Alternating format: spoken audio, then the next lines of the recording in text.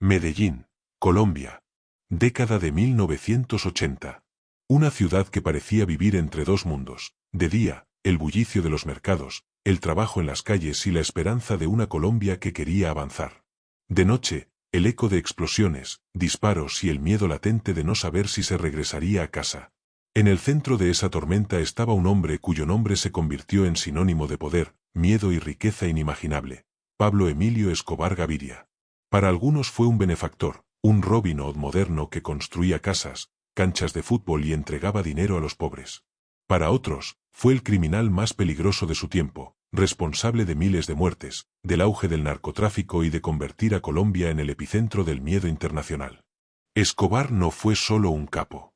Fue un fenómeno social, un estratega político frustrado, un hombre que supo mezclar la brutalidad más extrema con gestos de generosidad que lo hicieron intocable en los barrios populares.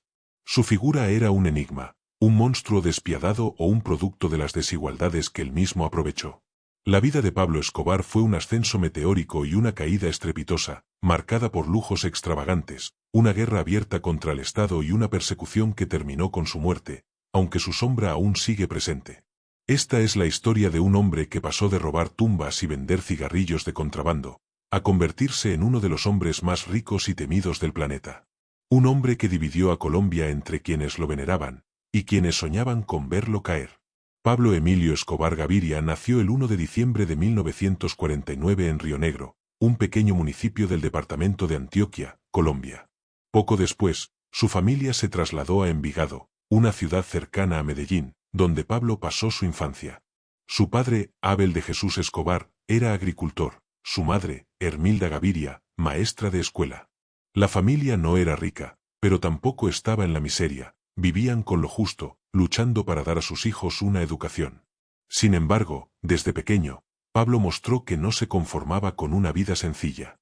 En la escuela, destacaba más por su ambición que por sus notas. Quienes lo conocieron en su juventud recuerdan que decía frases como: «Yo no voy a morir pobre». Esa mentalidad lo empujó pronto hacia caminos fuera de la ley.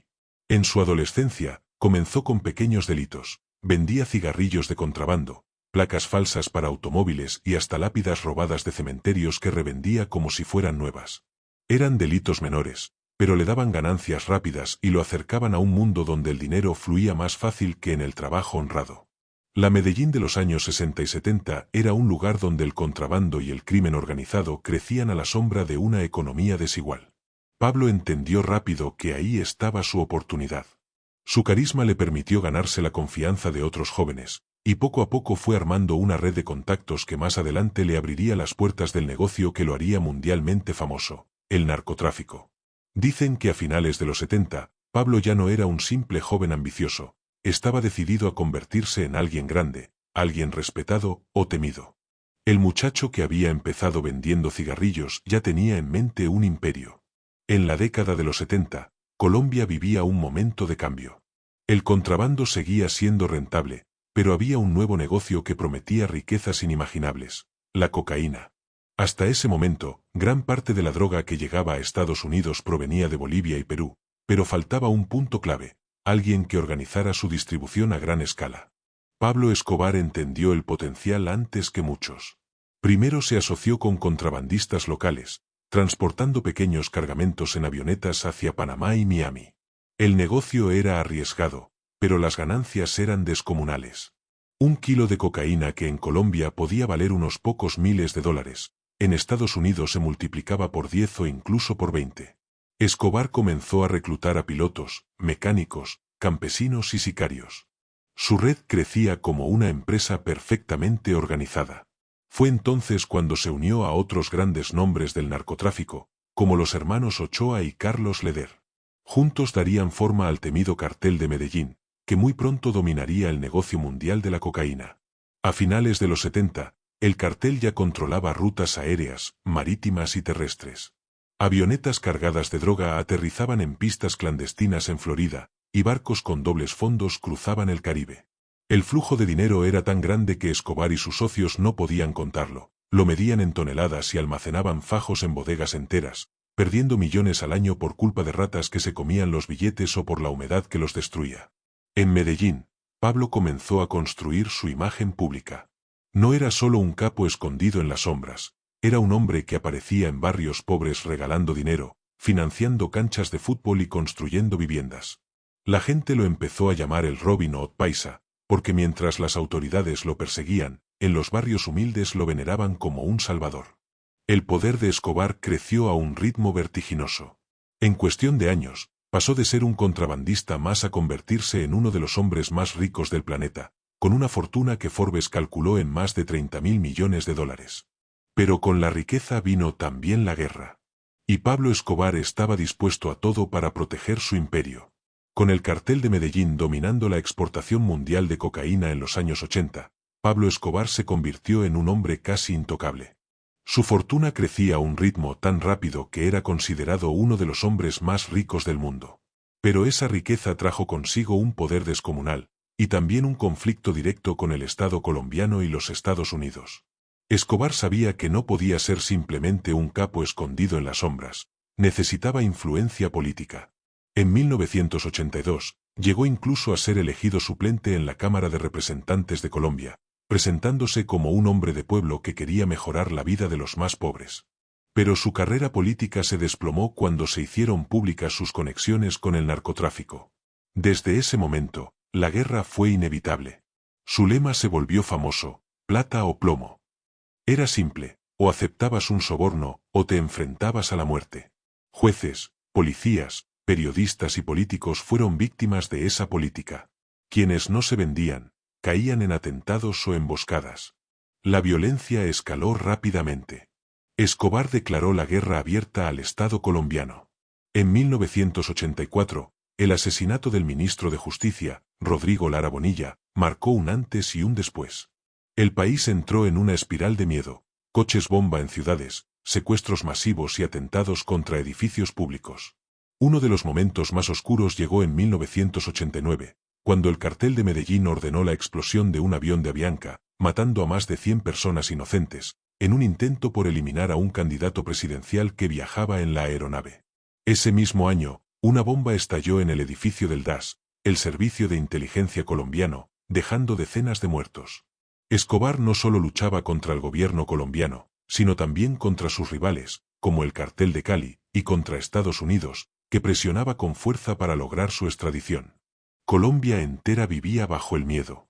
Para muchos, Escobar se había convertido en un enemigo del Estado, un hombre dispuesto a todo por conservar su poder. Pero en los barrios más pobres, aún mantenía la imagen de benefactor, el hombre que construía casas y repartía dinero mientras el resto del país se desangraba. El mundo entero miraba a Colombia, y todos sabían que la caída de Pablo Escobar era solo cuestión de tiempo, aunque nadie podía predecir cómo ni cuándo llegaría. A comienzos de los años 90, el poder de Pablo Escobar parecía intocable, pero las grietas en su imperio empezaban a hacerse evidentes. La presión internacional, las operaciones del gobierno colombiano y el surgimiento de sus rivales del Cartel de Cali lo obligaron a refugiarse en una estrategia arriesgada: negociar con el Estado. En 1991, Escobar aceptó entregarse a las autoridades, pero bajo sus propias condiciones. Fue recluido en una cárcel que él mismo mandó a construir, la Catedral, un lujoso complejo con cancha de fútbol, sala de billar y hasta jacuzzi. Allí seguía controlando su imperio, recibiendo visitas y manteniendo reuniones de negocios como si nada hubiera cambiado. Pero el pacto no duró mucho. Cuando el gobierno descubrió que Escobar continuaba dirigiendo operaciones desde la Catedral, decidieron trasladarlo a una prisión común. Antes de que eso ocurriera, Pablo escapó en julio de 1992. Desde ese momento, comenzó la cacería más grande en la historia de Colombia. Unidades especiales de la policía, junto con el bloque de búsqueda y la ayuda de Estados Unidos, rastreaban cada uno de sus movimientos. A la vez, un grupo secreto llamado los Pepes, perseguidos por Pablo Escobar, compuesto por enemigos y exaliados, comenzó a eliminar sistemáticamente a su círculo cercano. Escobar estaba cada vez más aislado, con menos aliados y menos poder.